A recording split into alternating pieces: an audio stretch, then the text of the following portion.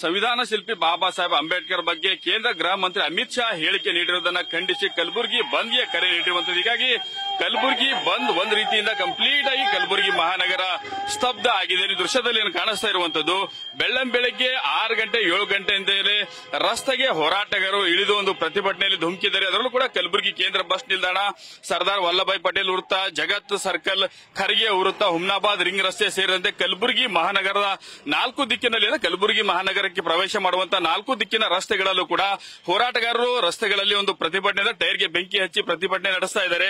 ಈಗಾಗಲೇ ಕೇಂದ್ರ ಸಚಿವ ಕೇಂದ್ರ ಗೃಹ ಮಂತ್ರಿ ಅಮಿತ್ ಶಾ ವಿರುದ್ಧ ಧಿಕ್ಕಾರದ ಘೋಷಣೆ ಕೂಗಿ ಆಕ್ರೋಶ ಹೊರಹಾಗ್ತಿದೆ. ಅದರಲ್ಲೂ ಕೂಡ ಅಂಬೇಡ್ಕರ್ ಬಗ್ಗೆ ಅಮಿತ್ ಶಾ ಮಾತಾಡಿದರೆ ಈ ಹಿನ್ನೆಲೆಯಲ್ಲಿ ಅವರ ಸಚಿವ ಸ್ಥಾನದಿಂದ ಅವರನ್ನು ಕೈ ಬಿಡಬೇಕು ಅನ್ನುವಂತಹ ಒತ್ತಾಯ ಕೂಡ ಹೋರಾಟಗಾರರು ಮಾಡ್ತಾ ಇದ್ದಾರೆ. ಈಗಾಗಲೇ ಸಂವಿಧಾನ ರಕ್ಷಣಾ ಸಮಿತಿ, ದಲಿತ ಪರ ಸಂಘಟನೆಗಳು, ಹಿಂದೂ ಪರ ಸಂಘಟನೆಗಳು, ಅಲ್ಪಸಂಖ್ಯಾತ ಸಂಘಟನೆಗಳು, ಪ್ರಗತಿಪರ ಸಂಘಟನೆಗಳು ಸೇರಿದಂತೆ ಸುಮಾರು 20ಕ್ಕೂ ಹೆಚ್ಚು ಸಂಘಟನೆಗಳು ಈ ಒಂದು ಬಂದ್ಗೆ ಕರೆ ಕೊಟ್ಟಿರುವ ಹಿನ್ನೆಲೆಯಲ್ಲಿ ಬೆಳಗ್ಗೆಯಿಂದ ಕೂಡ ಕಲಬುರಗಿ ಮಹಾನಗರ ಕಂಪ್ಲೀಟ್ ಆಗಿ ಸ್ತಬ್ಧ ಆಗಿರುವಂತಹ ದೃಶ್ಯದಲ್ಲಿ ಕಾಣಿಸ್ತಾ ಇರುವಂತದ್ದು.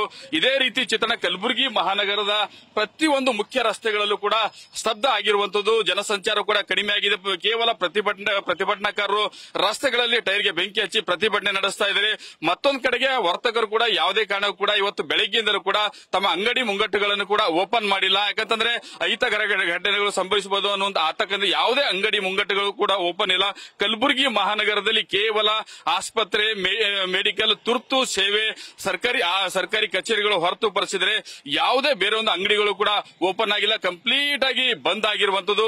ಮತ್ತೊಂದು ಕಡೆಗೆ ಈಗಾಗಲೇ ಬೆಳಗ್ಗೆ 5:05 ಸುಮಾರಿಂದಲೇ ಕಲಬುರಗಿ ನಗರದಲ್ಲಿ ಕೇಂದ್ರ ಬಸ್ ನಿಲ್ದಾಣದ ಮುಂಭಾಗದಲ್ಲಿ ಪ್ರತಿಭಟನಾಕಾರರು ಪ್ರತಿಭಟನೆಗೆ ಯಾವಾಗ ಆರಂಭ ಮಾಡ್ತಾರೆ ಆಗಿಂದಲೇ ಸಾರಿಗೆ ಸಂಚಾರ ಕೂಡ ಸ್ತಬ್ಧ ಆಗಿರುವಂತದ್ದು. ಈ ದೃಶ್ಯದಲ್ಲಿ ಕಾಣಿಸ್ತಾ ಇರುವಂತದ್ದು ಕಲಬುರಗಿ ಕೇಂದ್ರ ಬಸ್ ನಿಲ್ದಾಣದ ಚಿತ್ರಣ ಇದು. ಯಾವ ಒಬ್ಬ ವ್ಯಕ್ತಿ ಕೂಡ ಪ್ರಯಾಣಿಕರು ಕೂಡ ಈ ಬಸ್ ನಿಲ್ದಾಣದಲ್ಲಿ ಕಾಣಿಸ್ತಾ ಇಲ್ಲ. ಕಂಪ್ಲೀಟ್ ಆಗಿ ಖಾಲಿ ಆಗಿ ಕಾಣಿಸ್ತಾ ಇದೆ. ಯಾಕಂದ್ರೆ ಪ್ರತಿನಿತ್ಯ ಕೂಡ ಜನಜಂಗುಳಿ ಪ್ರಯಾಣಿಕರ ಸಂಖ್ಯೆ ತುಂಬಿ ತುಳುಕ್ತಾ ಇತ್ತು, ಬಸ್ಗಳ ಸಂಖ್ಯೆ ಕೂಡ ತುಂಬಿ ತುಳುಕ್ತಾ ಇತ್ತು. ಆದ್ರೆ ಬಸ್ ನಿಲ್ದಾಣ ಕಂಪ್ಲೀಟ್ ಆಗಿ ಖಾಲಿ ಆಗಿರುವಂತದ್ದು ಪ್ರಯಾಣಿಕರಿಲ್ಲದೆ ಬಿಕೋ ಎನ್ನುತ್ತದೆ.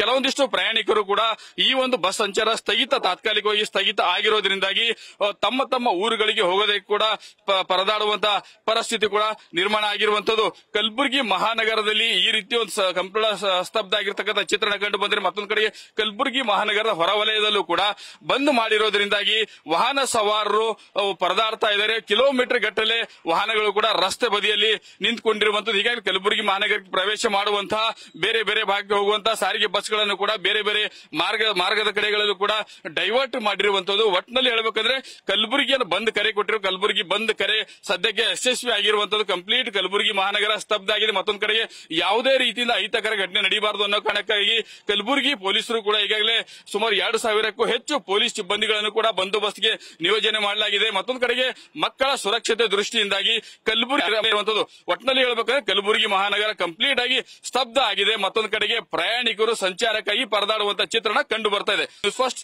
ಕಲಬುರಗಿ. ನ್ಯೂಸ್ ಫಸ್ಟ್ ನಿರ್ಭೀತಿಯಿಂದ ನಿಮ್ಮ ಪರವಾಗಿ.